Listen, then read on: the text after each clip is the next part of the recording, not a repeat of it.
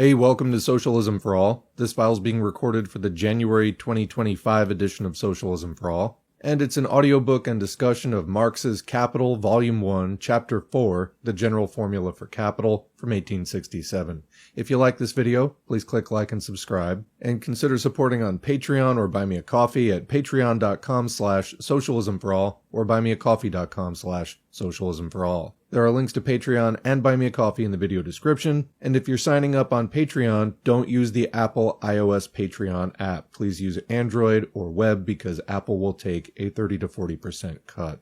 Alright, so Chapter 4 of Kapital, we have covered a lot so far because Chapters 1 and 3 are quite lengthy, about 2.5 hours each. If you haven't listened to those, you really need to go back and listen to them. Make sure that you understand the key concepts, such as use value, exchange value, value in general, money as a universal measure of value, and as introduced in Chapter 3, the commodity circuit, commodity to money to commodity, or C to M to C as it's abbreviated, which is the process whereby people obtain the commodities, which are goods and services produced for exchange, that they need. In this chapter, we're going to discuss a new circuit, which we mentioned before, but now it's going to be the whole subject of the chapter, and that's the circuit of capital, M to C to M prime, meaning money to commodity to more money. Chapter 4 marks the start of Part 2 of Kapital Volume 1, and that's titled The Transformation of Money into Capital. So we can infer from that title that money and capital are different things. So how do they differ? That's going to be at least partially explained here. We'll get into a lot more detail later, but one of the ways that you can think about it is that capital is not neutral. It's not just something that somebody saved up. It's a sort of social weapon, a means of exploiting labor. So you can think of it as resources which are deployed in such a way as to make their owner richer at the expense of somebody else. Capital tries to expand. That's the whole point of it, is for capitalists to grow richer, and the process by which they do that is called capital accumulation. Another key term here is surplus value. Surplus value is the source of profit. Without it, there is no capital accumulation. So with that as an introduction, let's get into the chapter, and I'll just remind you always, if you're struggling with this, I would point you to two shorter works by Marx, Wage, Labor, and Capital, and Value, Price, and Profit, also known as Wages, Price, and Profit. Between the two of those, you get a lot of the really important concepts in capital condensed into a really short space, and we have both of them on the channel here. So let's begin. Chapter 4, The General Formula for Capital. The circulation of commodities is the starting point of capital. The production of commodities, their circulation, and that more developed form of their circulation called commerce, these form the historical groundwork from which it rises. The modern history of capital dates from the creation in the 16th century of a world-embracing commerce and a world-embracing market. If we abstract from the material substance of the circulation of commodities, that is, from the exchange of the various use values, and consider only the economic forms produced by this process of circulation, we find its final result to be money. This final product of the circulation of commodities is the first form in which capital appears. As a matter of history, capital, as opposed to landed property, invariably takes the form at first of money. It appears as moneyed wealth, as the capital of the merchant and of the usurer, comment or lender at interest. Footnote here, the contrast between the power, based on the personal relations of dominion and servitude that is conferred by landed property, and the impersonal power that is given by money, is well expressed by the two French proverbs, no land without its lord, and money has no master. Back to the main text. But we have no need to refer to the origin of capital in order to discover that the first form of appearance of capital is money. We can see it daily under our very eyes. All new capital, to commence with, comes on the stage, that is, on the market, whether of commodities, labor, or money, even in our days, in the shape of money that by a definite process has to be transformed into capital. The first distinction we notice between money that is money only and money that is capital is nothing more than a difference in their form of circulation. The simplest form of the circulation of commodities is C to M to C, the transformation of commodities into money, and the change of the money back again into commodities, or selling in order to buy. But alongside of this form, we find another specifically different form, M to C to M, the transformation of money into commodities and the change of commodities back again into money, or buying in order to sell. Money that circulates in the latter manner is thereby transformed into, becomes capital, and is already potentially capital. Now let us examine the circuit M to C to M a little closer. It consists, like the other, of two antithetical phases. In the first phase, M to C, or the purchase, the money is changed into a commodity. In the second phase, C to M, or the sale, the commodity is changed back again into money. The combination of these two phases constitutes the single movement whereby money is exchanged for a commodity, and the same commodity is again exchanged for money, whereby a commodity is bought in order to be sold, or, neglecting the distinction in form between buying and selling, whereby a commodity is bought with money, and then money is bought with a commodity. Footnote here, quoting de la Riviere, "With money, one buys commodities, and with commodities, one buys money." Back to the main text.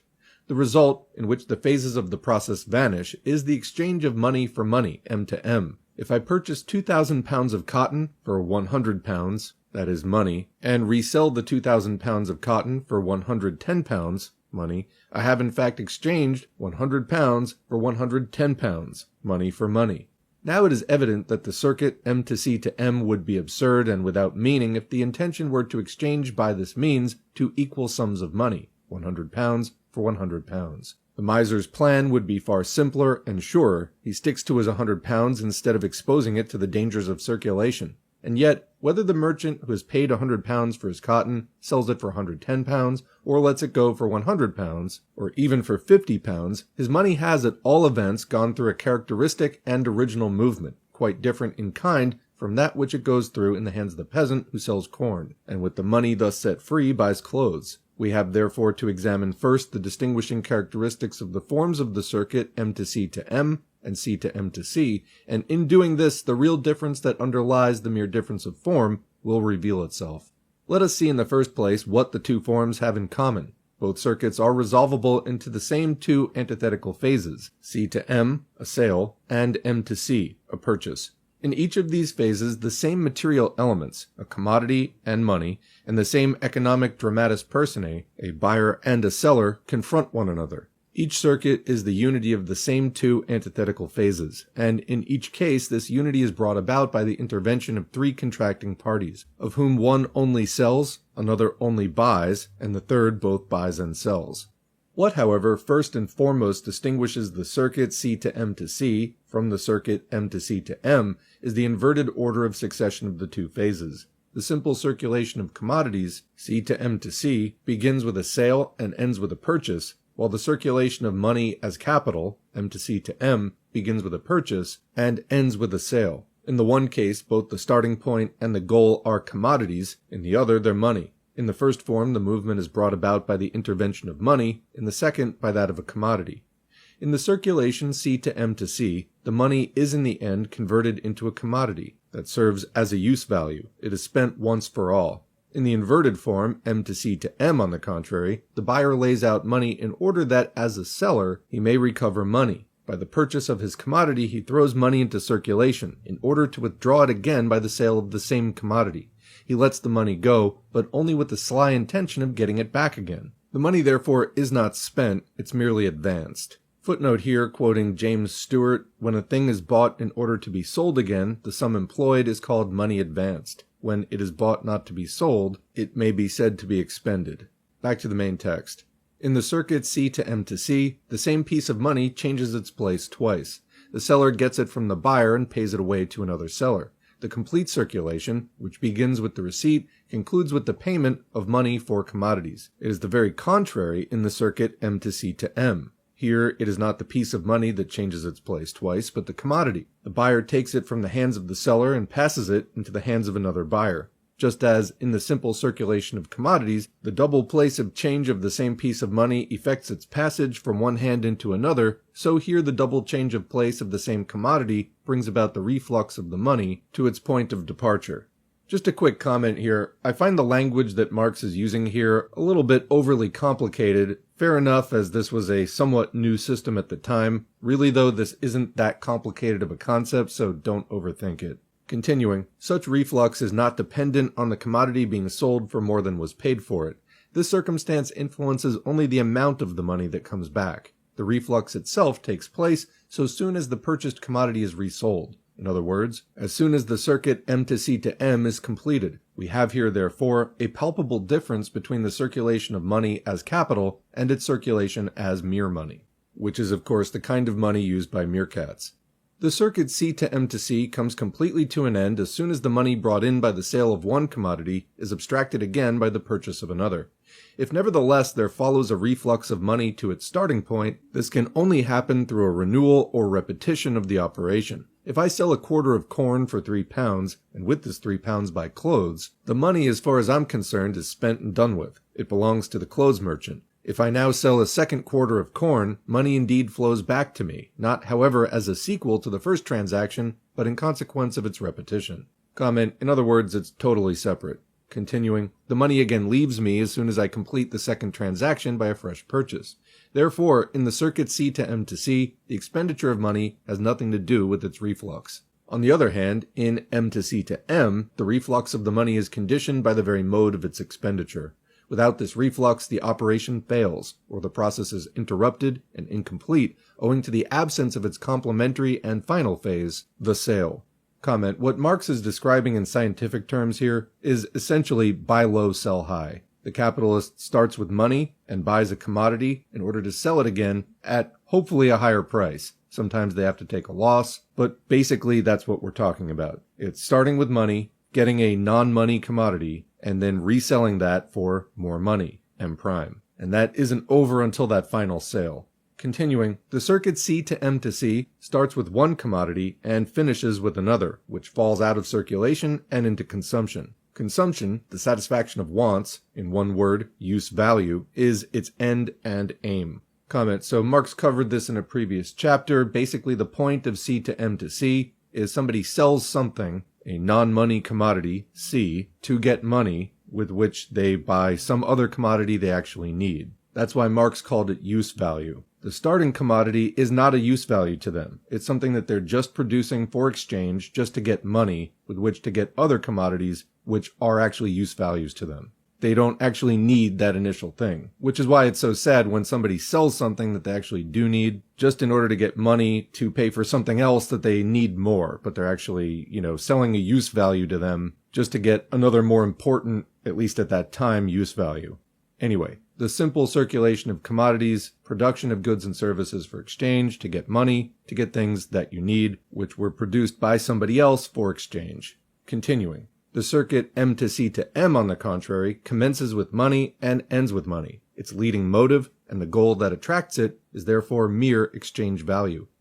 In the simple circulation of commodities, the two extremes of the circuit have the same economic form. They're both commodities and commodities of equal value, but they're also use values differing in their qualities, as for example, corn and clothes. The exchange of products, of the different materials in which the labor of society is embodied, forms here the basis of the movement.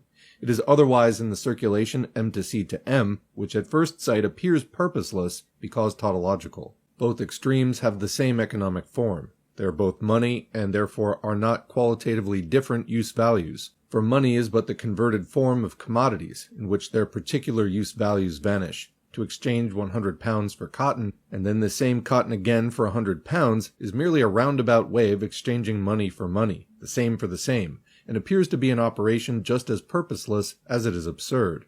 Footnote here, quoting Mercier de la Rivière to the mercantilists, one does not exchange money for money, unquote. In a work which ex professo treats of, quote, trade and, quote, speculation, occurs the following, quote, all trade consists in the exchange of things of different kinds, and the advantage, Marx asks, to the merchant, arises out of this difference. To exchange a pound of bread against a pound of bread would be attended with no advantage. Hence trade is advantageously contrasted with gambling, which consists in a mere exchange of money for money.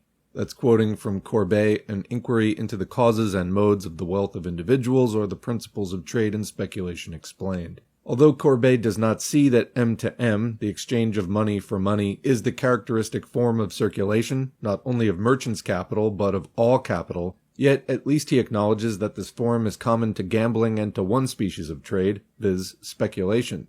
But then comes McCulloch, and makes out that to buy in order to sell is to speculate, and thus the difference between speculation and trade vanishes. Quote, every transaction in which an individual buys produce in order to sell it again is in fact a speculation, unquote.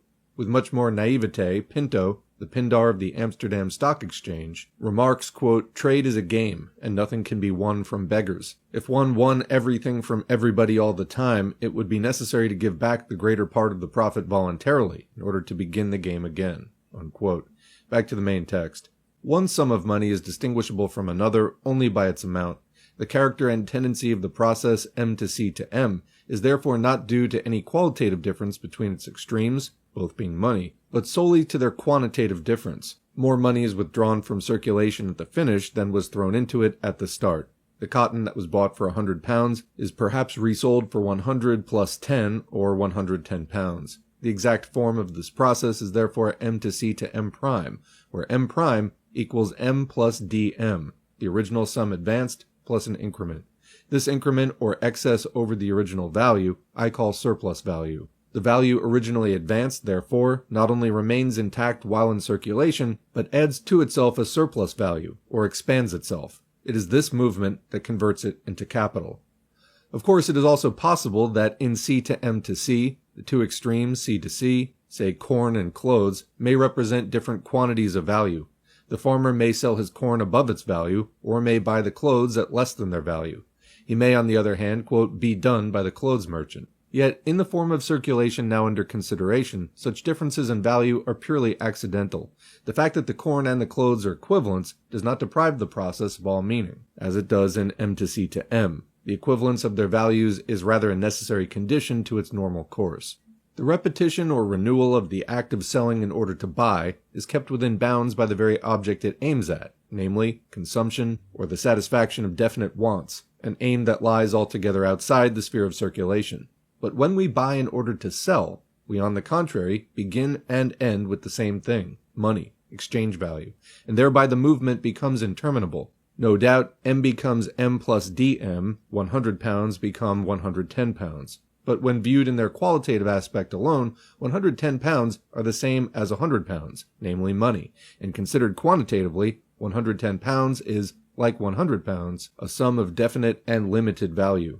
If now the 110 pounds be spent as money, they cease to play their part. They are no longer capital. Withdrawn from circulation, they become petrified into a hoard. And though they remained in that state till doomsday, not a single farthing would accrue to them. If then the expansion of value is once aimed at, there is just the same inducement to augment the value of the 110 pounds as that of the 100 pounds, for both are but limited expressions for exchange value, and therefore both have the same vocation to approach, by quantitative increase, as near as possible to absolute wealth.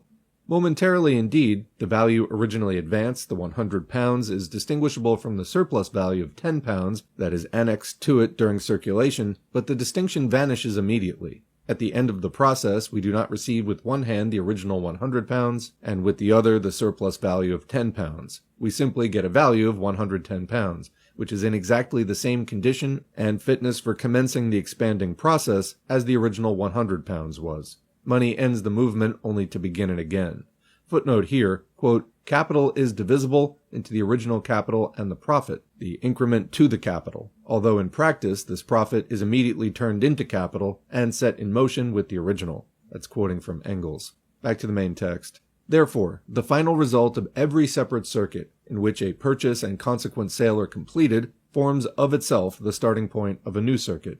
The simple circulation of commodities, selling in order to buy, is a means of carrying out a purpose unconnected with circulation, namely the appropriation of use values, the satisfaction of wants. The circulation of money as capital is, on the contrary, an end in itself, for the expansion of value takes place only within this constantly renewed movement. The circulation of capital has therefore no limits. Footnote here, Aristotle opposes economic to crematistic. Crematistics are the study of wealth. Very uncommon word. Continuing, he starts from the former. So far as it, economics, is the art of gaining a livelihood, it is limited to procuring those articles which are necessary to existence, and useful either to a household or the state. Quote, true wealth consists of such values in use, for the quantity of possessions of this kind, capable of making life pleasant, is not unlimited. There is, however, a second mode of acquiring things, to which we may by preference and with correctness give the name of crematistic, and in this case there appear to be no limits to riches and possessions. Retail trade does not in its nature belong to crematistic, for here the exchange has reference only to what is necessary to the buyer or seller. Unquote. Therefore, as he goes on to show, the original form of trade was barter, but with the extension of the latter, there arose the necessity for money. On the discovery of money, barter of necessity developed into trading in commodities, and this again, in opposition to its original tendency, grew into crematistic, into the art of making money. Now crematistic is distinguishable from economic in this way, that, quote, in the case of crematistic, circulation is the source of riches, and it appears to revolve about money, for money is the beginning and end of this kind of exchange. Therefore also riches, such as crematistic strives for, are unlimited. Just as every art that is not a means to an end, but an end in itself, has no limit to its aims, because it seeks constantly to approach nearer and nearer to that end, while those arts that pursue means to an end are not boundless, since the goal itself imposes a limit upon them. So with crematistic, there are no bounds to its aims, these aims being absolute wealth. Economic, not crematistic, has a limit. The object of the former is something different from money, of the latter, the augmentation of money. By confounding these two forms, which overlap each other, some people have been led to look upon the preservation and increase of money ad infinitum as the end and aim of economics." Unquote. Back to the main text. As the conscious representative of this movement, the possessor of money becomes a capitalist. His person, or rather his pocket, is the point from which the money starts and to which it returns. The expansion of value, which is the objective basis or mainspring of the circulation M to C to M, becomes their subjective aim, and it is only insofar as the appropriation of ever more and more wealth in the abstract becomes the sole motive of their operations that they function as a capitalist, that is, as capital personified and endowed with consciousness and a will. Use values must therefore never be looked upon as the real aim of the capitalist, neither must the profit on any single transaction. The restless, never-ending process of profit-making alone is what they aim at. This boundless greed after riches, this passionate chase after exchange value, is common to the capitalist and the miser, but while the miser is merely a capitalist gone mad, the capitalist is a rational miser. The never-ending augmentation of exchange value, which the miser strives after, by seeking to save their money from circulation, is attained by the more acute capitalist, by constantly throwing it afresh into circulation. So there are actually 5 footnotes in that section. I find that a bit excessive, but let's read them. Quoting from Chalmers, commodities, here used in the sense of use values, are not the terminating object of the trading capitalist. Money is his terminating object. Unquote.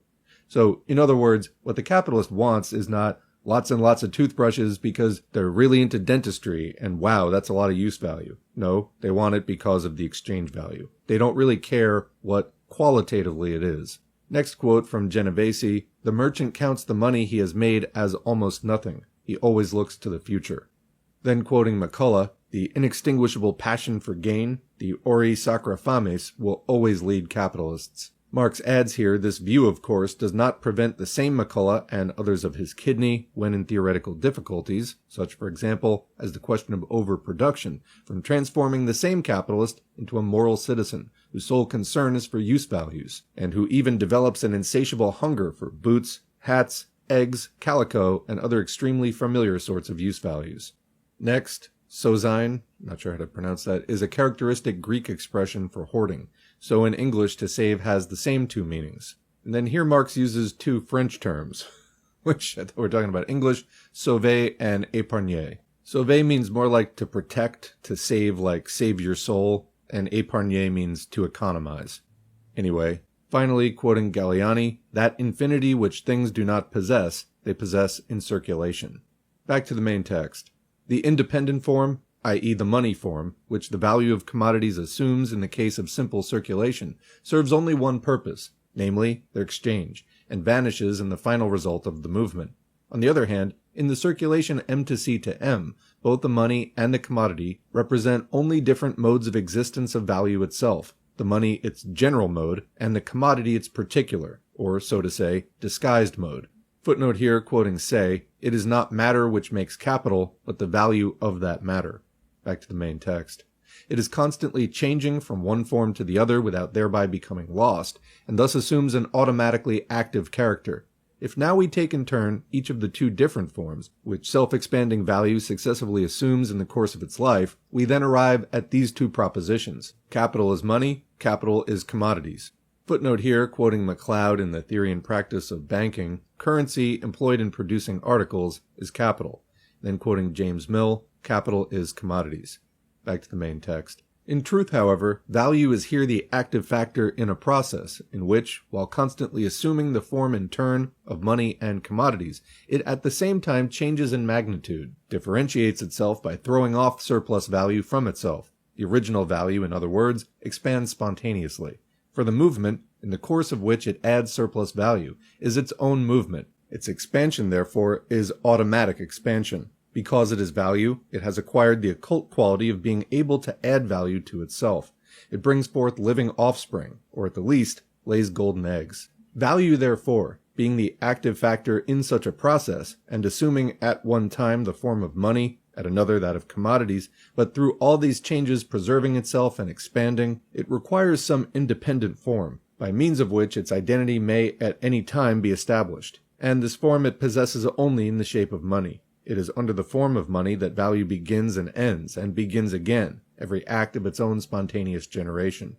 It began by being £100, it is now £110, and so on. But the money itself is only one of the two forms of value. Unless it takes the form of some commodity, it does not become capital. There is here no antagonism, as in the case of hoarding, between the money and commodities. The capitalist knows that all commodities, however scurvy they may look, or however badly they may smell, are in faith and truth money, and what's more, a wonderful means whereby out of money to make more money. In simple circulation, C to M to C, the value of commodities attained at the most a form independent of their use values, i.e. the form of money. But that same value now in the circulation M to C to M, or the circulation of capital, suddenly presents itself as an independent substance, endowed with a motion of its own, passing through a life process of its own, in which money and commodities are mere forms which it assumes and casts off in turn. Nay more, instead of simply representing the relations of commodities, it enters now, so to say, into private relations with itself. I think we've all done that at one time or another. It differentiates itself as original value from itself as surplus value, as the father differentiates himself from himself qua the son, yet both are one and of one age. For only by the surplus value of £10 does the £100 originally advanced become capital, and so soon as this takes place, so soon as the son, and by the son the father, is begotten, so soon does their difference vanish, and they again become one, £110. Value therefore now becomes value in process, money in process, and as such capital. It comes out of circulation, enters into it again, preserves and multiplies itself within its circuit, comes back out of it with expanded bulk, and begins the same round ever afresh. Footnote here quoting Sismondi, capital, fruitful portion, and accumulated richness, permanent multiplying value. Back to the main text. M to M prime, money which begets money. Such is the description of capital from the mouths of its first interpreters, the mercantilists. Buying in order to sell, or more accurately, buying in order to sell dearer, or more expensively, that is, buy low, sell high, M to C to M prime, appears certainly to be a form peculiar to one kind of capital alone, namely merchant's capital. But industrial capital, too, is money, that is changed into commodities, and by the sale of these commodities is reconverted into more money. The events that take place outside the sphere of circulation, in the interval between the buying and selling, do not affect the form of this movement. Lastly, in the case of interest-bearing capital, the circulation M to C to M prime appears abridged. We have its result without the intermediate stage, in the form M to M prime, in lapidary style, so to say, money that is worth more money, value that is greater than itself. M to C to M prime is therefore in reality the general formula of capital as it appears, prima facie, within the sphere of circulation. That's the end of chapter 4. So we didn't get into the employment relationship yet, or the buying and selling of labor power, which is treated as a commodity and plays a special role in the M to C to M prime formula, but we'll get into that more in a later chapter. So if you understand M to C to M prime, you can move on to the next section. If not, you should probably listen to this again.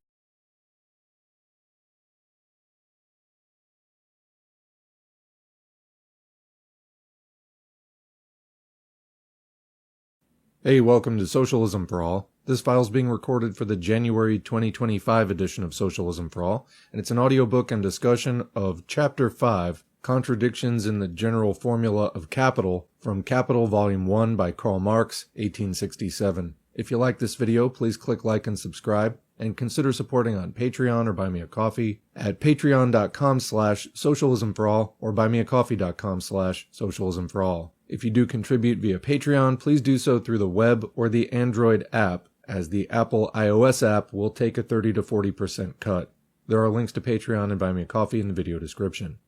So Chapter 5, Contradictions in the General Formula of Capital, continues Part 2 of Capital Volume 1, Transformation of Money into Capital. In the previous chapter, we discussed the circuit of capital, M to C to M prime, which stands for money to commodity to more money. This stands in contrast to the circulation of commodities, C to M to C, a commodity being a good or service produced for exchange. In C to M to C, people enter the market with a commodity, something that they produced but do not personally need, and so they're offering it for exchange in order to get an equivalent amount of money that they can then use to get something that they do need, the final C, the final commodity, something which somebody else produced which they did not need but were just producing to exchange. And as Marx noted, there's a natural limit in the circulation of commodities, in that people are engaging in that circuit in order to meet certain natural appetites, needs, wants, desires. So those are built-in limits on how much people even want to engage in that. They're not going to seek out commodities that they really don't need or desire to use.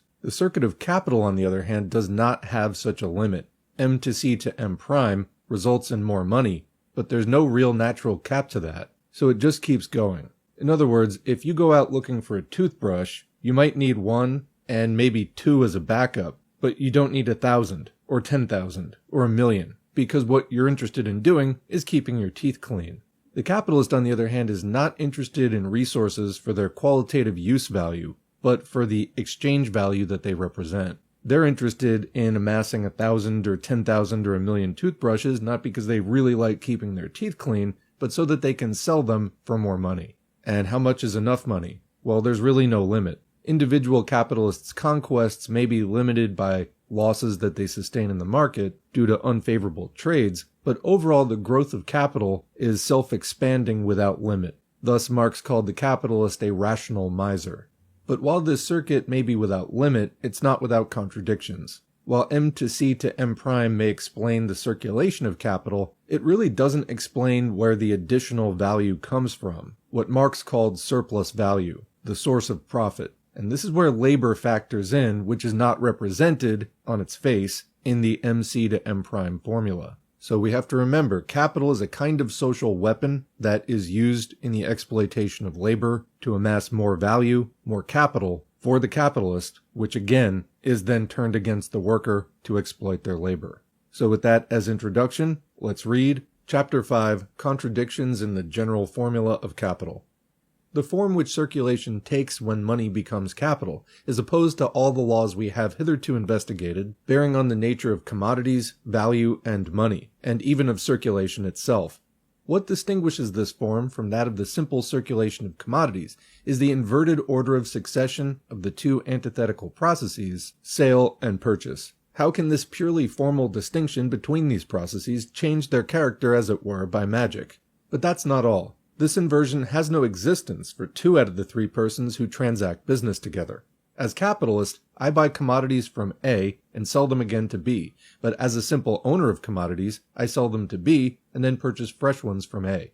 A and B see no difference between the 2 sets of transactions. They are merely buyers or sellers, and I, on occasion, meet them as a mere owner of either money or commodities, as a buyer or a seller. And what's more, in both sets of transactions I am opposed to A only as a buyer and to B only as a seller, to the one only as money, to the other only as commodities, and to neither of them as capital or a capitalist, or representative of anything that is more than money or commodities, or that can produce any effect beyond what money and commodities can.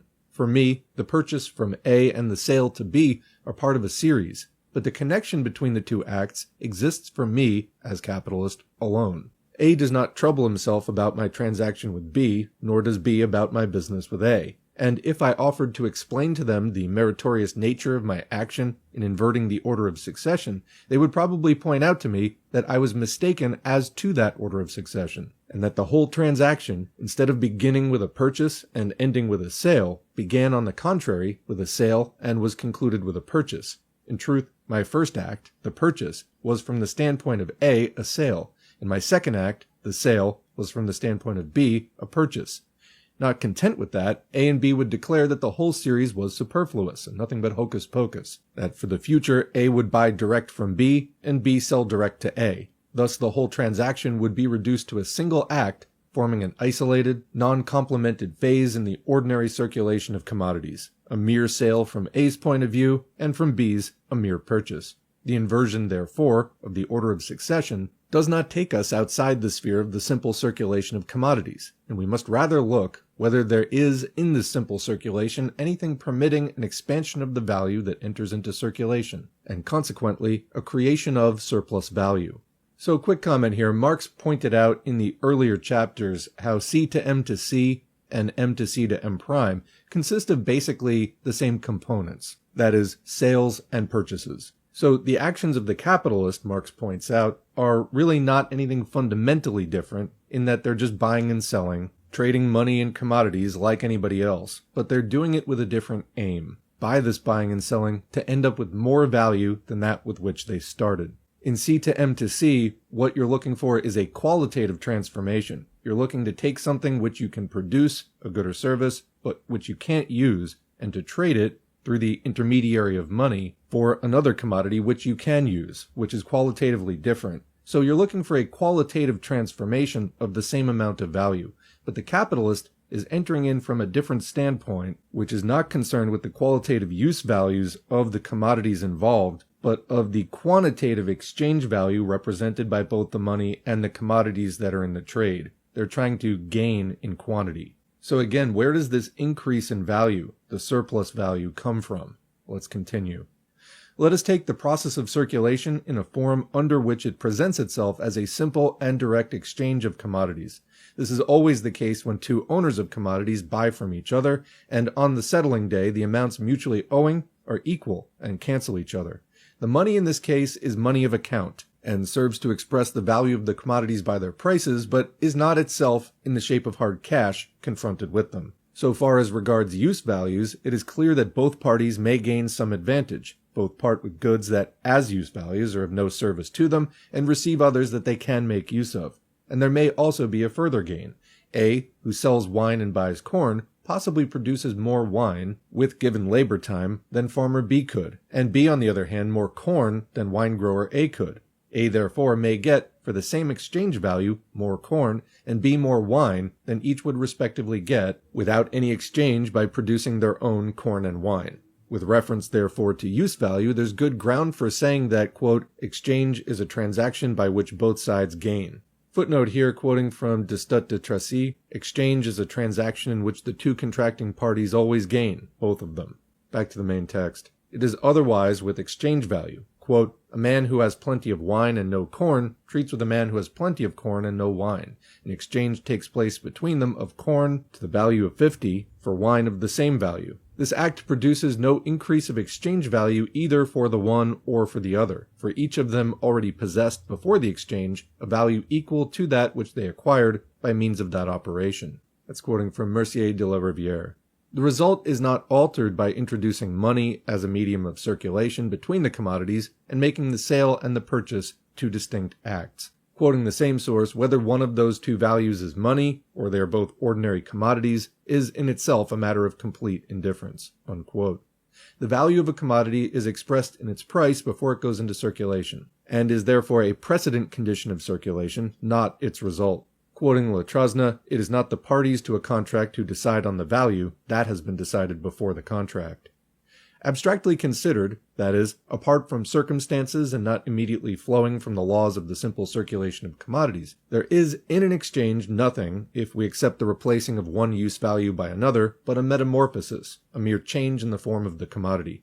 The same exchange value, i.e. the same quantity of incorporated social labor, remains throughout in the hands of the owner of the commodity, first in the shape of his own commodity, then in the form of the money for which they exchanged it, and lastly in the shape of the commodity they buy with that money. This change of form does not imply a change in the magnitude of the value, but the change which the value of the commodity undergoes in this process is limited to a change in its money form. This form exists first as the price of the commodity offered for sale, then as an actual sum of money, which however was already expressed in the price, and lastly as the price of an equivalent commodity. This change of form no more implies, taken alone, a change in the quantity of value than does the change of a £5 note into sovereigns, half-sovereigns, and shillings. So far, therefore, as the circulation of commodities effects a change in the form alone of their values, and is free from disturbing influences, it must be the exchange of equivalents. Little as vulgar economy knows about the nature of value, yet whenever it wishes to consider the phenomena of circulation in their purity, it assumes that supply and demand are equal, which amounts to this, that their effect is nil. If, therefore, as regards the use values exchanged, both buyer and seller may possibly gain something, this is not the case as regards the exchange values. Here we must rather say, where equality exists, there can be no gain. Quoting Galliani. It is true commodities may be sold at prices deviating from their values, but these deviations are to be considered as infractions of the laws of the exchange of commodities, which in its normal state is an exchange of equivalents, consequently no method for increasing value. Quoting Lotrosna, the exchange becomes unfavorable for one of the parties when some external circumstance comes to lessen or increase the price. Then equality is infringed, but this infringement arises from that cause and not from the exchange itself. Quoting Lotrosna again, exchange is by its nature a contract which rests on equality, i.e. it takes place between two equal values, and it is not a means of self-enrichment, since as much is given as is received.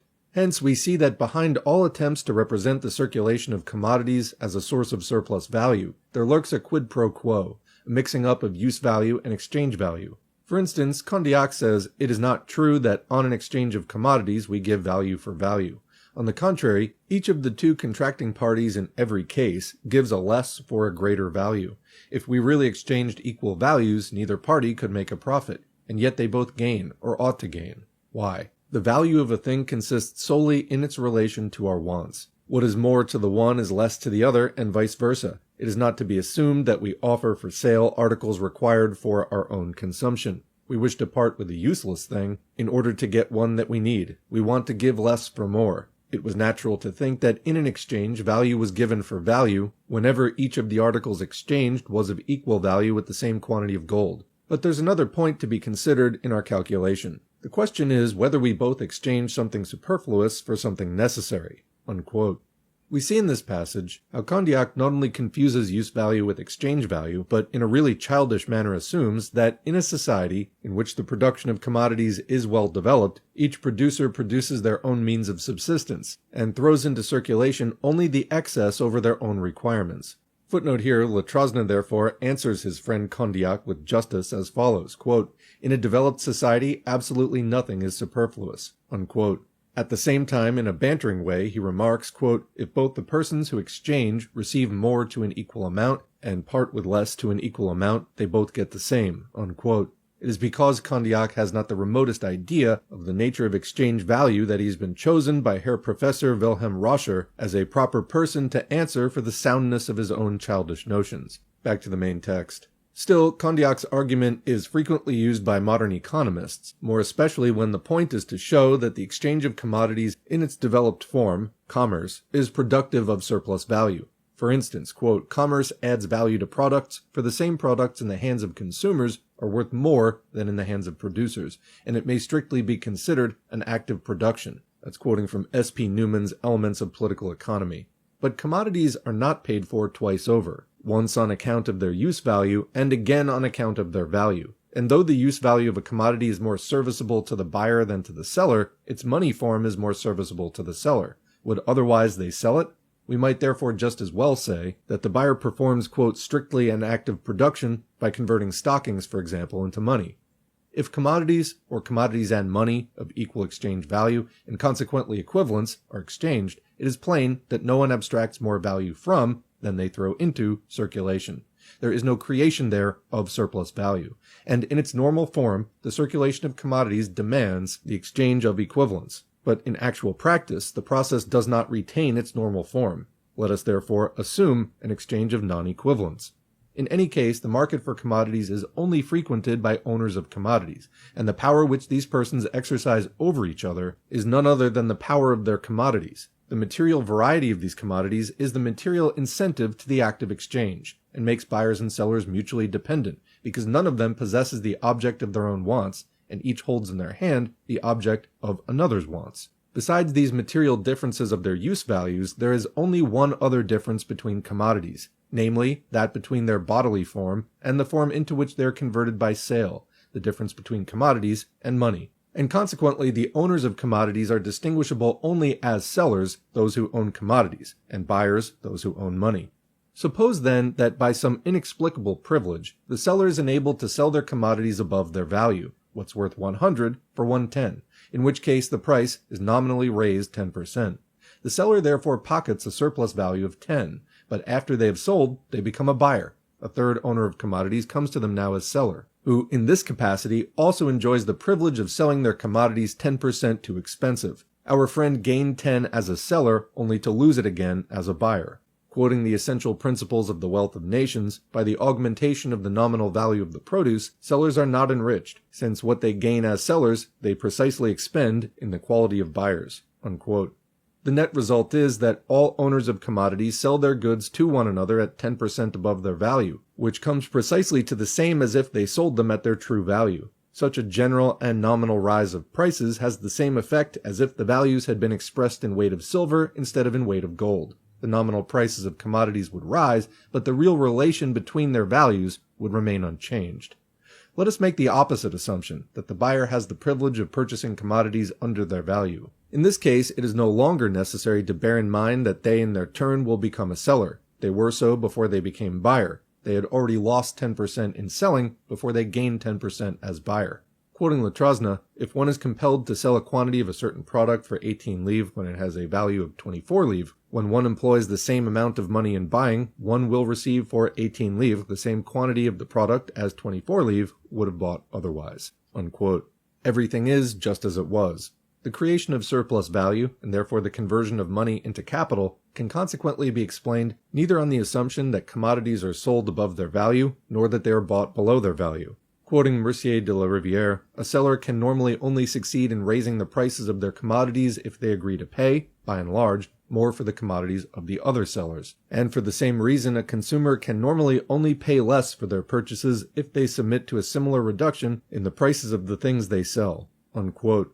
So comment here, what Marx is saying, and this is stressed also in Value, Price, and Profit, is that the increase in money, M prime, or the profit, does not come from playing around with the prices, as these tend to cancel out overall in the marketplace. Rather, it's the result of an additional input which so far has not been accounted for, that input being labor. And as we will see, capitalism has hidden within it all kinds of free labor which the capitalist extracts using capital. But more on the particulars of that later. Continuing, the problem is in no way simplified by introducing irrelevant matters after the manner of Colonel Torrens. Quote, effectual demand consists in the power and inclination on the part of consumers to give for commodities, either by immediate or circuitous barter, some greater portion of capital than their production costs. Unquote. In relation to circulation, producers and consumers meet only as buyers and sellers. To assert that the surplus value acquired by the producer has its origin in the fact that consumers pay for commodities more than their value is only to say, in other words, the owner of commodities possesses, as a seller, the privilege of selling too expensive.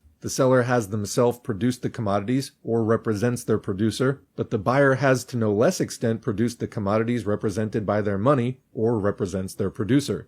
The distinction between them is that one buys and the other sells. The fact that the owner of the commodities, under the designation of producer, sells them over their value, and under the designation of consumer, pays too much for them, doesn't carry us a single step further. Quoting G. Ramsey, the idea of profits being paid by the consumers is assuredly very absurd. Who are the consumers? Unquote.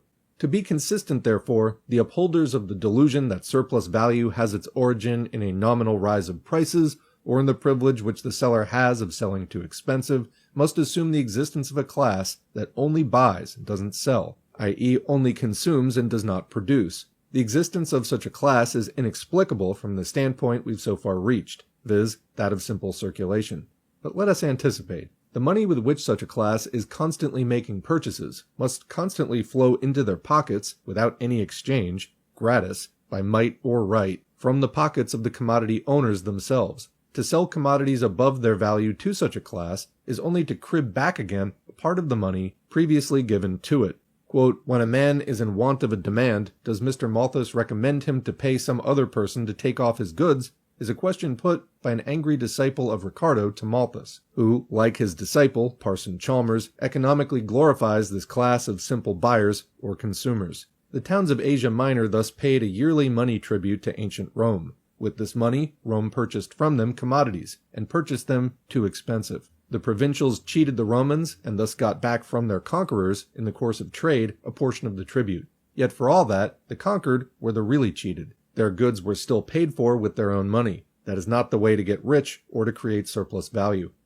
Let us therefore keep within the bounds of exchange where sellers are also buyers, and buyers sellers. Our difficulty may perhaps have arisen from treating the actors as personifications instead of as individuals.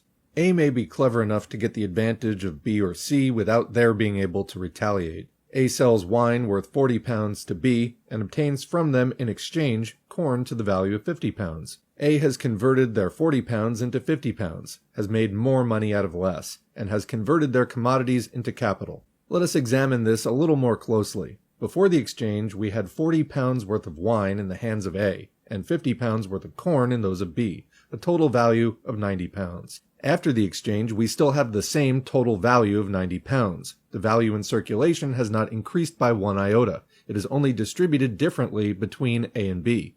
What is a loss of value to B is surplus value to A. What is minus to one is plus to the other. The same change would have taken place if A, without the formality of an exchange, had directly stolen the £10 from B. The sum of the values in circulation can clearly not be augmented by any change in their distribution, any more than the quantity of the precious metals in a country by someone selling a Queen Anne's farthing for a guinea. The capitalist class as a whole, in any country, cannot overreach themselves. Destutt de Tracy, although, or perhaps because he was a member of the Institute, held the opposite view. He said industrial capitalists make profits because, quote, they all sell for more than it is cost to produce. And to whom do they sell? In the first instance, to one another, unquote. Turn and twist then as we may, the fact remains unaltered. If equivalents are exchanged, no surplus value results, and if non-equivalents are exchanged, still no surplus value. Quoting Say, the exchange of two equal values neither increases nor diminishes the amount of the values available in society, nor does the exchange of two unequal values change anything in the sum of social values, although it adds to the wealth of one person what it removes from the wealth of another, unquote. Say, not in the least troubled as to the consequences of this statement, borrows it almost word for word from the physiocrats. The following example will show how Monsieur Say turned to account the writings of the physiocrats, in his day quite forgotten, for the purpose of expanding the value of his own. His most celebrated saying, products can only be bought with products, runs as follows in the original physiocratic work. Products can only be paid for with products, unquote. Circulation, or the exchange of commodities, begets no value. Quoting F. Wayland, exchange confers no value at all upon products, unquote. The reason is now therefore plain why, in analyzing the standard form of capital, the form under which it determines the economic organization of modern society, we entirely left out of consideration its most popular, and so to say, antediluvian forms, merchants' capital and money-lenders' capital. The circuit M to C to M, buying in order to sell more expensive, is seen most clearly in genuine merchants' capital, but the movement takes place entirely within the sphere of circulation. Since, however, it is impossible by circulation alone to account for the conversion of money into capital, for the formation of surplus value, it would appear that merchants' capital is an impossibility, so long as equivalents are exchanged. Quoting Opdyke, under the rule of invariable equivalence, commerce would be impossible. Quoting Engels, the difference between real value and exchange value is based upon this fact, namely that the value of a thing is different from the so-called equivalent given for it in trade, i.e., that this equivalent is no equivalent. Unquote. That merchants' capital, therefore, can only have its origin in the twofold advantage gained over both the selling and the buying producers by the merchant who parasitically shoves himself in between them. It is in this sense that Franklin says, war is robbery, commerce is generally cheating. If the transformation of merchants' money into capital is to be explained otherwise than by the producers being simply cheated, a long series of intermediate steps would be necessary, which at present, when the simple circulation of commodities forms our only assumption, are entirely wanting. What we have said with reference to merchants' capital applies still more to moneylenders' capital. In merchants' capital, the two extremes, the money that is thrown upon the market and the augmented money that is withdrawn from the market, are at least connected by a purchase and a sale, in other words, by the movement of the circulation. In moneylenders' capital, the form M to C to M is reduced to the two extremes without a mean, M to M, money exchanged for more money, a form that is incompatible with the nature of money, and therefore remains inexplicable from the standpoint of the circulation of commodities. Hence Aristotle, quote, "Since crematistic is a double science, one part belonging to commerce, the other to economics, the latter being necessary and praiseworthy, the former based on circulation, and with justice disapproved, for it's not based on nature but on mutual cheating, therefore the usurer is most rightly hated, because money itself is the source of their gain, and is not used for the purposes for which it was invented, for it originated for the exchange of commodities, but interest makes out of money more money. Hence its name, in Greek tokos, interest and offspring. For the begotten are like those who beget them, but interest is money of money, so that of all modes of making a living, this is the most contrary to nature." Unquote. In the course of our investigation, we shall find that both merchants' capital and interest-bearing capital are derivative forms, and at the same time it will become clear why these two forms appear in the course of history before the modern standard form of capital. We have shown that surplus value cannot be created by circulation, and therefore that in its formation something must take place in the background, which is not apparent in the circulation itself. Quoting Ramsay, "Profit in the usual condition of the market is not made by exchanging. Had it not existed before, neither could it after that transaction." Unquote. But can surplus value possibly originate anywhere else than in circulation, which is the sum total of all the mutual relations of commodity owners as far as they're determined by their commodities? Apart from circulation, the commodity owner is in relation only with their own commodity. So far as regards value, that relation is limited to this, that the commodity contains a quantity of their own labor, that quantity being measured by a definite social standard. This quantity is expressed by the value of the commodity, and since the value is reckoned in money of account, this quantity is also expressed by the price, which we will suppose to be 10 pounds. But their labor is not represented both by the value of the commodity and by a surplus over that value, not by a price of 10 that is also a price of 11, not by a value that is greater than itself. The commodity owner can, by their labor, create value, but not self-expanding value. They can increase the value of their commodity by adding fresh labor, and therefore more value to the value in hand. By making, for instance, leather into boots, the same material has now more value because it contains a greater quantity of labor. The boots have therefore more value than the leather, but the value of the leather remains what it was. It has not expanded itself, has not, during the making of the boots, annexed surplus value. It is therefore impossible that outside the sphere of circulation, a producer of commodities can, without coming into contact with other commodity owners, expand value, and consequently convert money or commodities into capital. It is therefore impossible for capital to be produced by circulation, and it is equally impossible for it to originate apart from circulation. It must have its origin both in circulation and yet not in circulation. We have therefore obtained a double result. The conversion of money into capital has to be explained on the basis of the laws that regulate the exchange of commodities, in such a way that the starting point is the exchange of equivalents. Footnote here, from the foregoing investigation, the reader will see that the statement only means that the formation of capital must be possible, even though the price and value of a commodity be the same, for its formation cannot be attributed to any deviation of the one from the other. If prices actually differ from values, we must first of all reduce the former to the latter. In other words, treat the difference as accidental in order that the phenomena may be observed in their purity, and our observations not interfered with by disturbing circumstances that have nothing to do with the process in question. We know, moreover, that this reduction is no mere scientific process. The continual oscillations in prices, their rising and falling, compensate each other, and reduce themselves to an average price, which is their hidden regulator. It forms the guiding star of the merchant or the manufacturer in every undertaking that requires time. They know that when a long period of time is taken, commodities are sold neither over nor under, but at their average price. Comment for more on this, see Wage, Labor, and Capital by Marx. Continuing, if therefore they thought about the matter at all, they would formulate the problem of the formation of capital as follows. How can we account for the origin of capital on the supposition that prices are regulated by the average price, i.e. ultimately by the value of the commodities. I say ultimately because average prices do not directly coincide with the values of commodities, as Adam Smith, Ricardo, and others believe. Back to the main text. Our friend Moneybags, who as yet is only an embryo capitalist, must buy his commodities at their value, must sell them at their value, and yet at the end of the process must withdraw more value from circulation than they threw into it at starting. Their development into a full-grown capitalist must take place both within the sphere of circulation and without it. These are the conditions of the problem. Hic Rhodus, hic salta, meaning prove your claim directly. And that's the end of chapter 5, and that's exactly what Marx is going to do in chapter 6, the buying and selling of labor power, the next chapter in Kapital Volume 1, and the conclusion of Part 2, transformation of money into capital.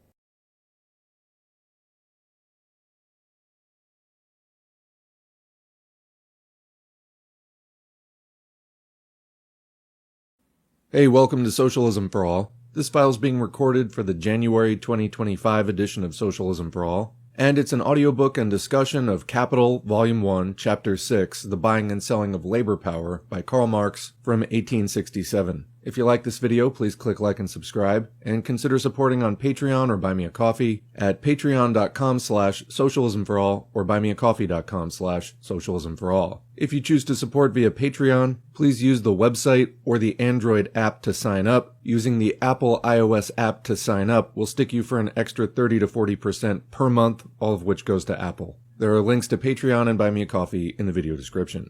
Alright, so we're up to Chapter 6 of Kapital Volume 1, which is the third and final section in Part 2, the transformation of money into capital. As is implied by that title, money and capital are different things. As we covered in Part 1, money is a universal equivalent, a measure of value, and a medium of circulation, which assists in the exchange of commodities. Capital, on the other hand, is a kind of social weapon used to extract surplus value, which is the source of profit. So we've examined two circuits so far, C to M to C, which describes the exchange of commodities in order to meet needs, which is naturally limited by the wants and desires that fueled that process in the first place, and the circuit of capital, M to C to M prime, money to commodity to more money. And what that describes is not the selling of a good or service that you don't need in order to get money so that you can buy one that you do need. In other words, selling in order to buy. What M to C to M prime describes is buying in order to sell. You start with money, you use it to buy a commodity, and then you use the commodity to buy more money than you started with.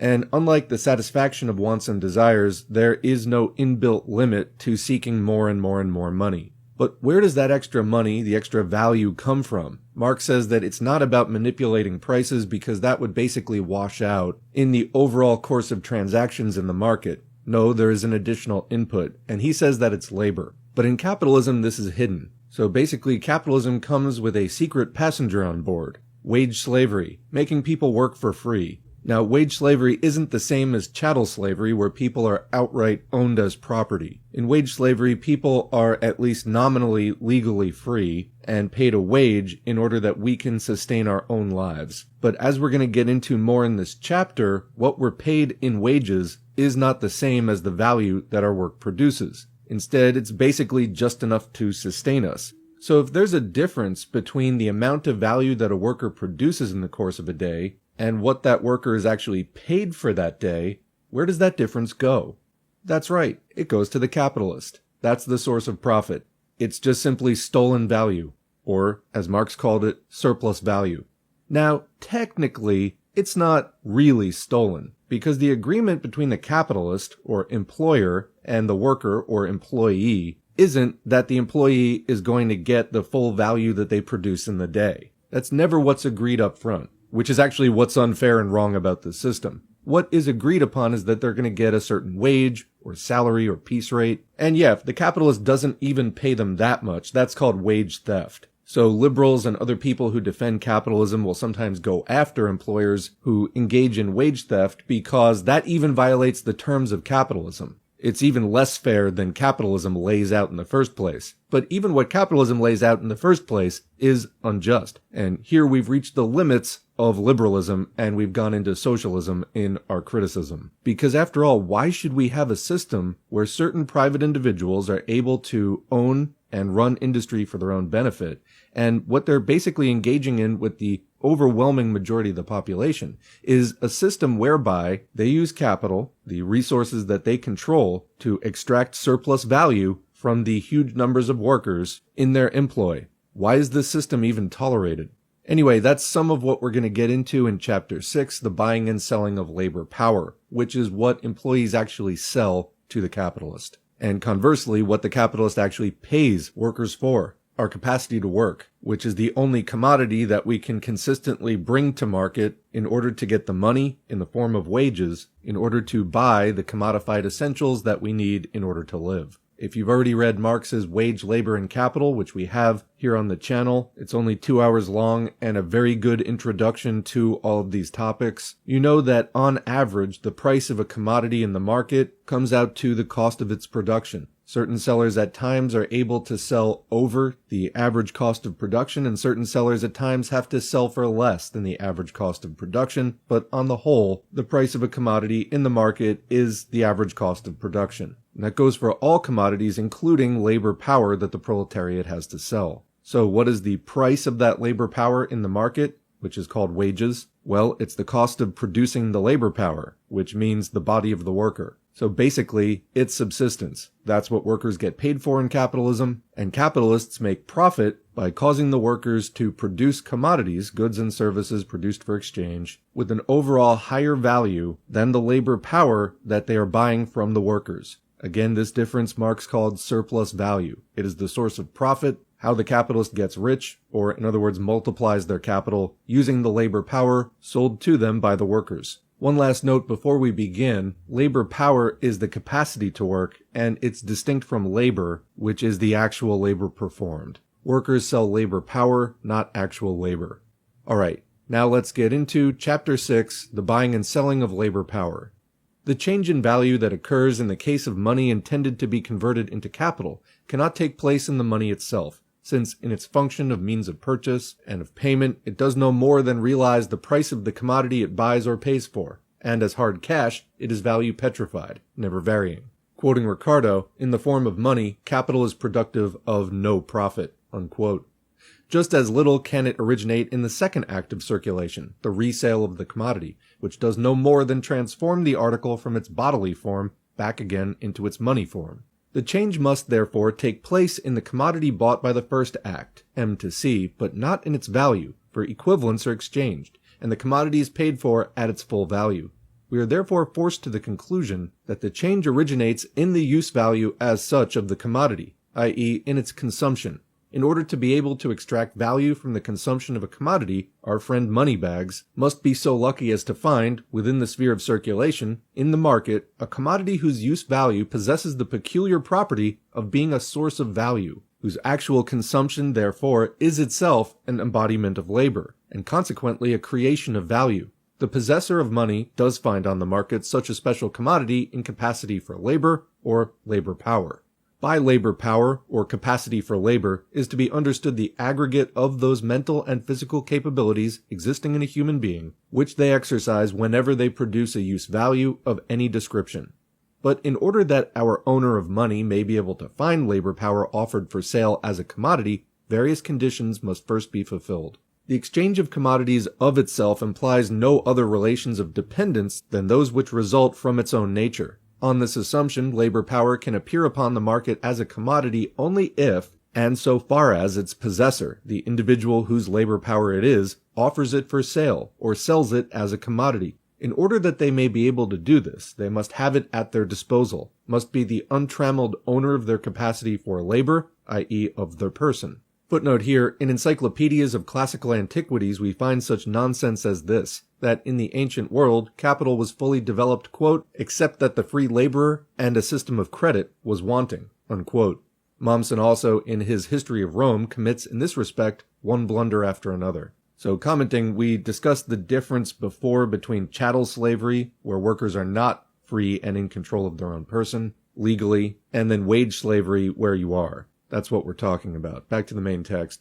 They and the owner of money meet in the market and deal with each other as on the basis of equal rights, with this difference alone, that one is buyer, the other seller, both therefore equal in the eyes of the law. The continuance of this relation demands that the owner of the labor power should sell it only for a definite period, For if they were to sell it rump and stump, once and for all, they would be selling themselves, converting themselves from a free person into a slave, from an owner of a commodity into a commodity. They must constantly look upon their labor power as their own property, their own commodity, and this they can do only by placing it at the disposal of the buyer temporarily, for a definite period of time. By this means alone, they can avoid announcing their rights of ownership over it.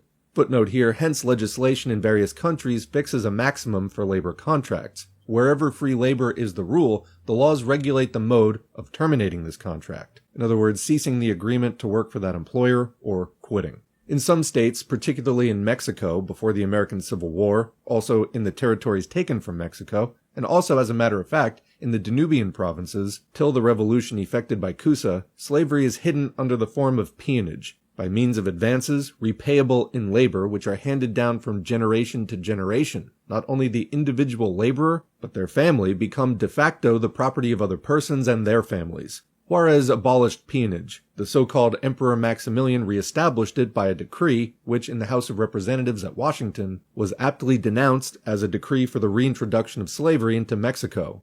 Quoting Hegel, I may make over to another the use for a limited time of my particular bodily and mental aptitudes and capabilities, because in consequence of this restriction, they are impressed with a character of alienation with regard to me as a whole. But by the alienation of all my labor time and the whole of my work, I should be converting the substance itself, in other words, my general activity and reality, my person, into the property of another. Unquote. Back to the main text. The second essential condition to the owner of money finding labor power in the market as a commodity is this, that the laborer, instead of being in the position to sell commodities in which their labor is incorporated, must be obliged to offer for sale as a commodity that very labor power, which exists only in their living self. So commenting here, Marx is basically saying, why would a person be selling labor power instead of goods and services that they produced with their labor power? Well, obviously they don't own their own business or shop or whatever. Now, the reasons for that are numerous potentially. One of the main ones is that many types of work are just simply not conducive to being run on that kind of individualistic basis. Many types of work require some kind of collaborative effort, like you're not just going to open a backyard nuclear power plant. For one thing, it requires way too many people to run. But let's assume for a minute you can get that many people together and willing to go into business. Why not do it as a cooperative? Well, it's also way too capital intensive. Most people just simply do not have anything to put up front, and those who do, the capitalists, want to use that capital as a social weapon to continue to extract surplus value for themselves. And there you have the basic standoff, or mutually antagonistic set of interests that constitutes the class struggle in capitalism. But Marx is going to go on to this condition of why would somebody be selling their labor power. Let's continue. In order that a person may be able to sell commodities other than labor power, they must of course have the means of production, as raw material, implements, etc. No boots can be made without leather, nor, I would add, the tools to shape it. They also require the means of subsistence. Nobody, not even a musician of the future, can live upon future products, or upon use values in an unfinished state. And ever since the first moment of our appearance on the world stage, humanity has always been, and must still be, a consumer, both before and while we are producing. Comment, in other words, we need to eat and have other inputs and resources to sustain ourselves. Continuing, in a society where all products assume the form of commodities, these commodities must be sold after they've been produced. It is only after their sale that they can serve in satisfying the requirements of their producer. The time necessary for their sale is superadded to that necessary for their production. For the conversion of their money into capital, therefore, the owner of money must meet in the market with the free laborer. Free in the double sense that as a free person they can dispose of their labor power as their own commodity, and that on the other hand they have no other commodity for sale, is short of everything necessary for the realization of their labor power, which is what they're getting from the capitalist, but not to own. The question why this free laborer confronts them in the market has no interest for the owner of money, who regards the labor market as a branch of the general market for commodities. And for the present, it interests us just as little. We cling to the fact theoretically as he does practically. One thing, however, is clear. Nature does not produce on the one side owners of money or commodities, and on the other people possessing nothing but their own labor power. This relation has no natural basis. Neither is its social basis one that is common to all historical periods. It is clearly the result of a past historical development, the product of many economic revolutions, of the extinction of a whole series of older forms of social production. Comment, so Marx is saying here that in order to get this whole lineup of conditions, a whole things have to have happened in the past. Humanity did not just wake up one day and find that these historical developments snapped into place. They occurred over a very long period of time. But once in place, this is what you get. Continuing, so too the economic categories already discussed by us bear the stamp of history. Definite historical conditions are necessary that a product may become a commodity. It must not be produced as the immediate means of subsistence of the producer themselves. Comment, because remember, a commodity is a good or service produced for exchange. Continuing, had we gone further and inquired under what circumstances all, or even the majority of products take the form of commodities, we should have found that this can only happen with production of a very specific kind, capitalist production. Such an inquiry, however, would have been foreign to the analysis of commodities. Production and circulation of commodities can take place, although the great mass of the objects produced are intended for the immediate requirements of their producers, are not turned into commodities, and consequently, social production is not yet by a long way dominated in its length and breadth by exchange value. The appearance of products as commodities presupposes such a development of the social division of labor, that the separation of use value from exchange value, a separation which first begins with barter, must already have been completed. But such a degree of development is common to many forms of society, which in other respects present the most varying historical features. On the other hand, if we consider money, its existence implies a definite stage in the exchange of commodities. The particular functions of money which it performs, either as the mere equivalent of commodities, or as means of circulation, or means of payment, as hoard, or as universal money, point, according to the extent and relative preponderance of the one function or the other, to very different stages in the process of social production.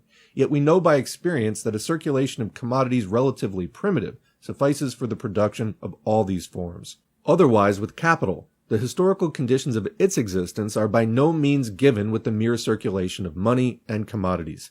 It can spring into life only when the owner of the means of production and subsistence meets in the market with the free laborer selling their labor power. And this one historical condition comprises a world's history. Capital, therefore, announces from its first appearance a new epoch in the process of social production. Comment, Marx is saying, in other words, that the development of capitalism was the product of all human history up to that point.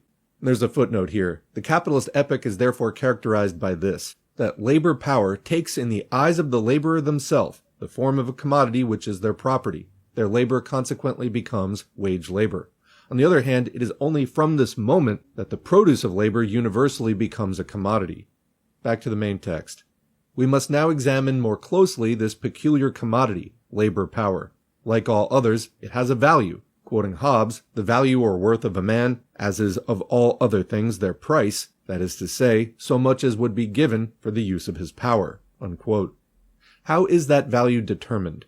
The value of labor power is determined, as in the case of every other commodity, by the labor time necessary for the production, and consequently also the reproduction, of this special article. So far as it has value, it represents no more than a definite quantity of the average labor of society incorporated in it. Labor power exists only as a capacity, or power, of the living individual. Its production consequently presupposes their existence. Given the individual, the production of labor power consists in their reproduction of themselves or their maintenance. For their maintenance, they require a given quantity of the means of subsistence. Therefore, the labor time requisite for the production of labor power reduces itself to that necessary for the production of those means of subsistence. In other words, the value of labor power is the value of the means of subsistence necessary for the maintenance of the laborer. Labor power, however, becomes a reality only by its exercise. It sets itself in action only by working. But thereby, a definite quantity of human muscle, nerve, brain, etc. is wasted, and these require to be restored. This increased expenditure demands a larger income. Hence the Roman Villicus, as overlooker of the agricultural slaves, received, quote, more meager fare than working slaves, because his work was lighter. Unquote. If the owner of labor power works today, tomorrow they must again be able to repeat the same process in the same conditions as regards health and strength. Their means of subsistence must therefore be sufficient to maintain them in their normal state as a laboring individual. Their natural wants, such as food, clothing, fuel, and housing, vary according to the climatic and other physical conditions of their country. On the other hand, the number and extent of their so-called necessary wants, as also the modes of satisfying them, are themselves the product of historical development, and depend therefore to a great degree on the extent of civilization of a country, more particularly on the conditions under which, and consequently on the habits and degree of comfort in which, the class of free laborers has been formed.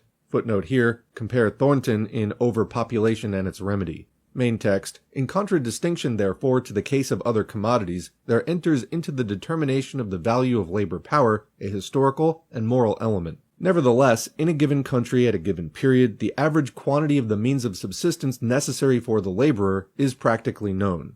The owner of labor power is mortal. If then their appearance in the market is to be continuous, and the continuous conversion of money into capital assumes this, the seller of labor power must perpetuate themselves, quoting Petty, in the way that every living individual perpetuates themselves, by procreation, unquote. The labor power withdrawn from the market by wear and tear and death must be continually replaced by, at the very least, an equal amount of fresh labor power.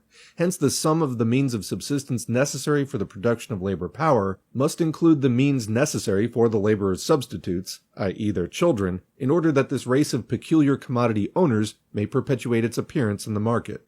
Quoting Tarns, labor's natural price consists in such a quantity of necessaries and comforts of life as, from the nature of the climate and the habits of the country, are necessary to support the laborer, and to enable them to rear such a family as may preserve, in the market, an undiminished supply of labor. And Marx notes that the word labor here is wrongly used, should be using labor power. Back to the main text. In order to modify the human organism so that it may acquire skill and handiness in a given branch of industry and become labor power of a special kind, a special education or training is requisite, and this on its part costs an equivalent in commodities of a greater or lesser amount.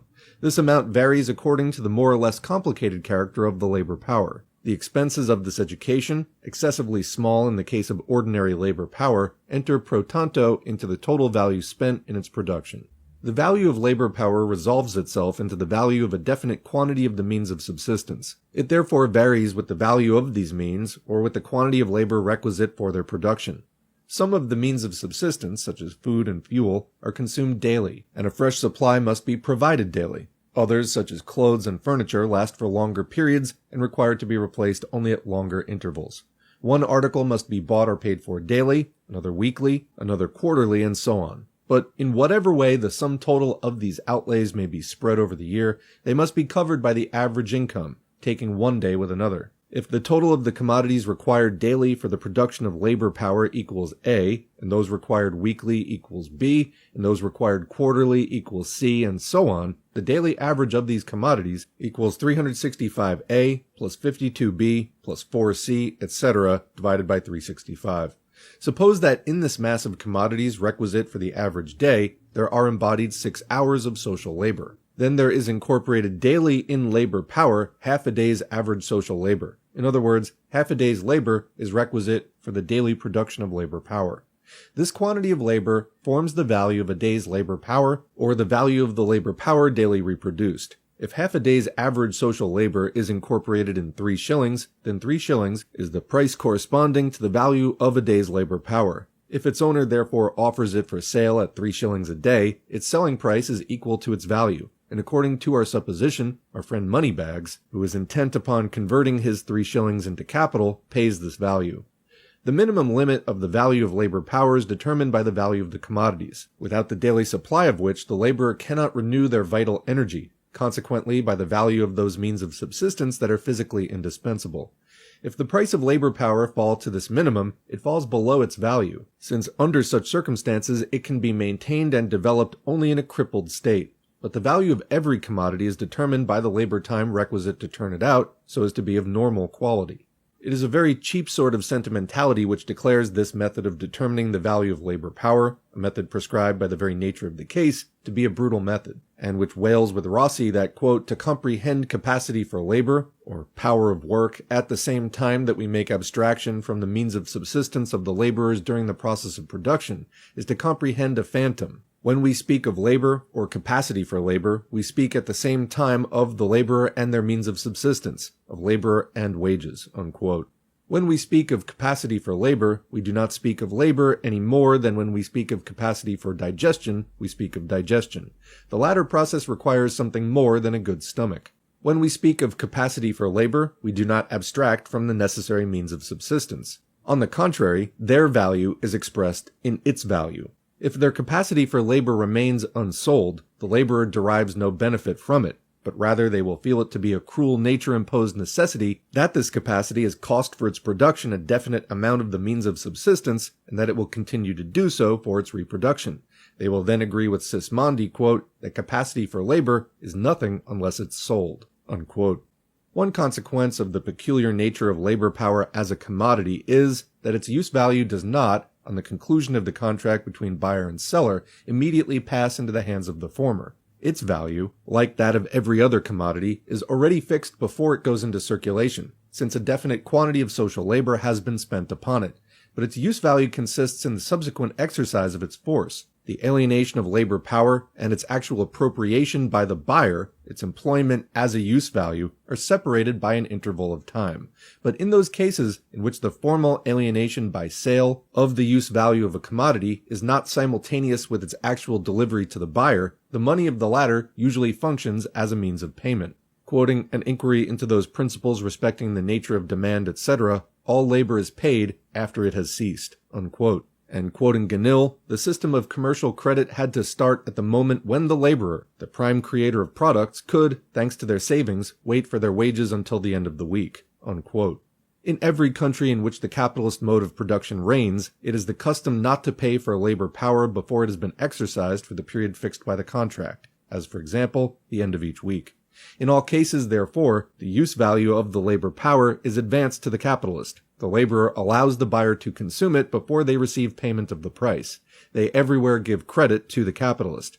That this credit is no mere fiction is shown not only by the occasional loss of wages on the bankruptcy of the capitalist, but also by a series of more enduring consequences. Quoting Storch, the laborer lends their industry, but, Storch adds slyly, they risk nothing except the loss of their wages. The laborer does not hand over anything of a material nature, unquote. And in an example of the more enduring consequences, in London there are two sorts of bakers, the quote full-priced, who sell bread at its full value, and the quote undersellers, who sell it under its value.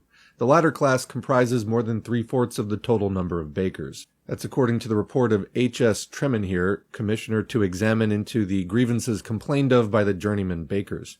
The undersellers, almost without exception, sell bread adulterated with alum, soap, pearl ashes, Derbyshire stone dust, and such like agreeable, nourishing, and wholesome ingredients. Sir John Gordon stated before the committee of 1855 that, quote, in consequence of these adulterations, the poor man, who lives on 2 pounds of bread a day, does not now get 1/4 part of nourishing matter, let alone the deleterious effects on his health, unquote. Tremenhere states as the reason why a very large part of the working class, although well aware of this adulteration, nevertheless accept the alum, stone dust, etc. as part of their purchase, that it is for them, quote, a matter of necessity to take from their baker or from the chandler's shop such bread as they choose to supply, unquote. As they are not paid their wages before the end of the week, they in their turn are unable, quote, to pay for the bread consumed by their families during the week before the end of the week. And Tremenhere adds on the evidence of witnesses, quote, it is notorious that bread composed of those mixtures is made expressly for sale in this manner, unquote. In many English and still more Scotch agricultural districts, wages are paid fortnightly and even monthly. With such long intervals between the payments, the agricultural laborer is obliged to buy on credit. They must pay higher prices and are in fact tied to the shop which gives them credit. Thus at Horningham and Wilts, for example, where the wages are monthly, the same flour that they could buy elsewhere for 1 shilling 10 pence per stone costs them 2 shillings 4 pence per stone. Quoting the reports of the inspectors of factories for the 31st of October 1853, the block printers of Paisley and Kilmarnock enforced, by a strike, fortnightly instead of monthly payment of wages, unquote. As a further pretty result of the credit given by the workman to the capitalist, we may refer to the method current in many English coal mines, where the laborer is not paid until the end of the month, and in the meantime receives sums on account from the capitalist, often in goods, for which the miner is obliged to pay more than the market price. This is known as the truck system. It's distinct from, but in some ways reminiscent of, the so-called company town, in which workers would be paid with company scrip instead of regular cash, and then that could only be spent at the company-owned stores. Continuing and quoting from the Children's Employment Commission, it is a common practice with the coal masters to pay once a month and advance cash to their workmen at the end of each intermediate week. The cash is given in the shop, i.e. the tommy shop which belongs to the master, the men take it on one side and lay it out on the other, unquote.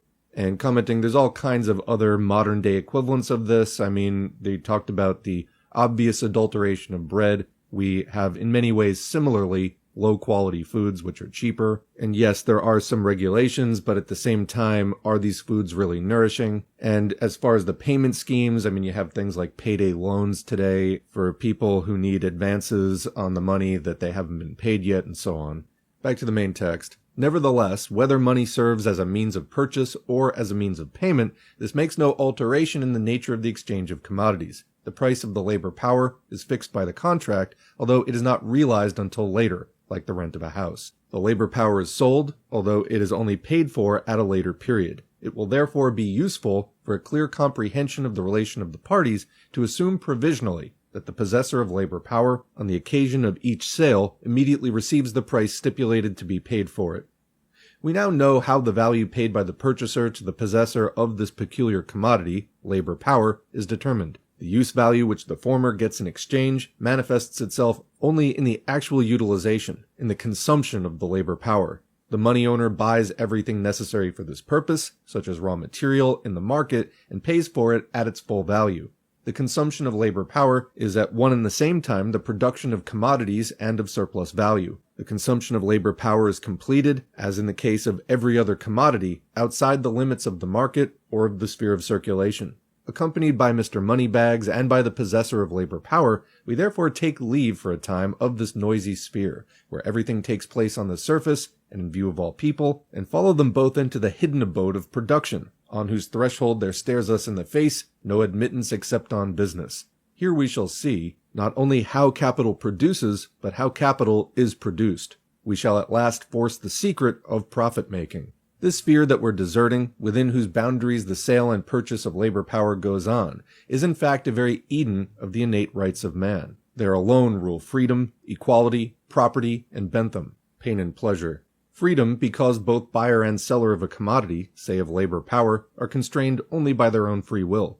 They contract as free agents, and the agreement they come to is but the form in which they give legal expression to their common will. Equality, because each enters into relation with the other as a simple owner of commodities, and they exchange equivalent for equivalent. Property, because each disposes only of what is their own. And Bentham, because each looks only to themselves. The only force that brings them together and puts them in relation with each other is the selfishness, the gain, and the private interests of each. Each looks to themselves only, and no one troubles themselves about the rest. And just because they do so, do they all, in accordance with the pre-established harmony of things, or under the auspices of an all-shrewd providence, work together to their mutual advantage, for the common weal, and in the interest of all.